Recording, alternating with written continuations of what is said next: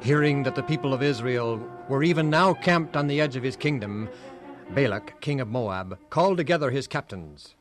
And the news from the frontier grows more serious every day. Why? What is the latest news, Your Majesty? I have just received a message that the Israelites have routed Og, king of Bashan. Oh. Now they are getting ready to attack us. We shall never defeat them alone, Your Majesty, strong as we are. We must find allies and all fight together. The Midianites, for instance. Yes, true, very true. But not enough, I'm afraid. I know. I shall send for Balaam.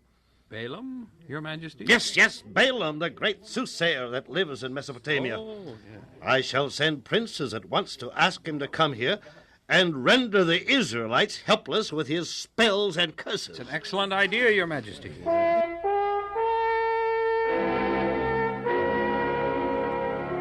are come, Balaam, from Moab, by command of the king of that country. He bids us ask you to return with us and pronounce a curse upon the Israelites, for they are too mighty for Moab. Curse the Israelites? Me? We know, Balaam, that he whom thou blesseth is blessed, and he whom thou cursest is cursed. I am honored by your king's confidence in my powers. Lodge here this night, and I will bring you word in the morning, for I must communicate with God. And the princes of Moab abode with Balaam. But in the morning, Balaam told them that it was not God's will that he go with them, and the princes returned to Moab. Your Majesty, Balaam would not come with us. Go again and take more gold and promises of greater honors. Certainly he will curse Israel for great wealth and honor. Every man has his price. Once again the princes of Moab stood before Balaam, and once again he bid them remain for the night and receive their reply in the morning. Good morning, dear. Wonderful morning, eh? You're unusually cheerful. Well, why shouldn't I be?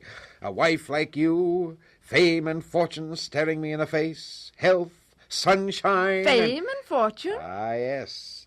I'm going to Moab and curse Israel. Wealth and power and fame will be mine. Huh? God gave you permission to go to Moab? The angel said I could if I went with the princes this morning. Oh, breakfast smells good. Be a good girl, will you? And go get the princes while I... Only 2 places? But the princes from... Oh, you've already served them breakfast. The princes, they have gone back to Moab. Gone back? To Moab? But they can't. I've got to go with them, like the angel said, or I... Saddle the donkey while I don proper clothes and sandals. Be quick about it. I'm going to try to catch up with the princes.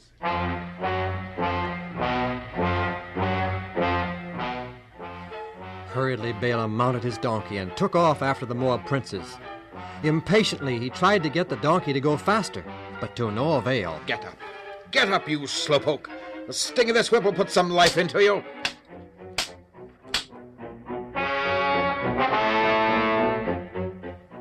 But the donkey continued on as before, sure-footed but slow. Suddenly the donkey behaved queerly. She turned aside and went into a field.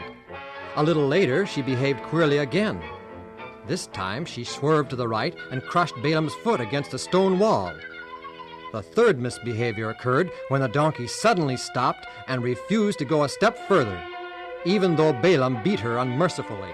What's gotten into you anyway, you stubborn donkey, you? Yeah, take this, and this! What have I done that you beat me like this? Don, if I had a sword in my hand, I would run you through. Am I not thy donkey? Have I not faithfully served thee since the day you acquired me? Did I ever behave badly before? Nay, you did not. Then why today? And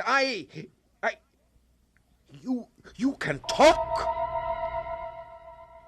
Then the Lord opened Balaam's eyes, and he saw the angel of the Lord standing in the way, with his sword drawn in his hand. And the angel said, Why hast thou smitten thy beast so unmercifully? Behold, I went out to withstand thee, for thou art going against the Lord. And 3 times the beast saw me and turned aside and saved thy life. for I would surely have killed thee hadst thou continued on thy way. I have sinned against the Lord's will, but I truly did not see you there. Now, therefore, if it pleases the Lord, I will turn back and go home again. No, go on to Moab, but there you will say only the words which I shall tell thee to say. Ah, Balaam at last. Why did you not come before? Were you not offered enough gold? Well, now that you have come, I want you to be sure to curse the Israelites by having them... Your Majesty, I can speak only the words the Lord tells me to speak. I have no other powers. Then Balaam had King Balak take him to a high place, from which he could see the camp of the Israelites in the valley below. And there Balaam prayed to God. And the Lord met Balaam, and said to him, Return unto Balak, and tell him what I shall tell you to say.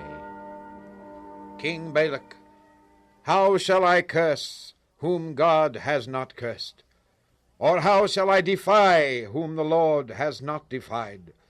I cannot curse this people, for the Lord has blessed them, and blessed is he who blesses them, and cursed is he who curses them. Oh, enough, enough.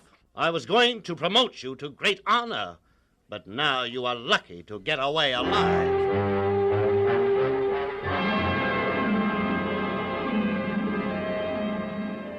And Balaam returned to his own country.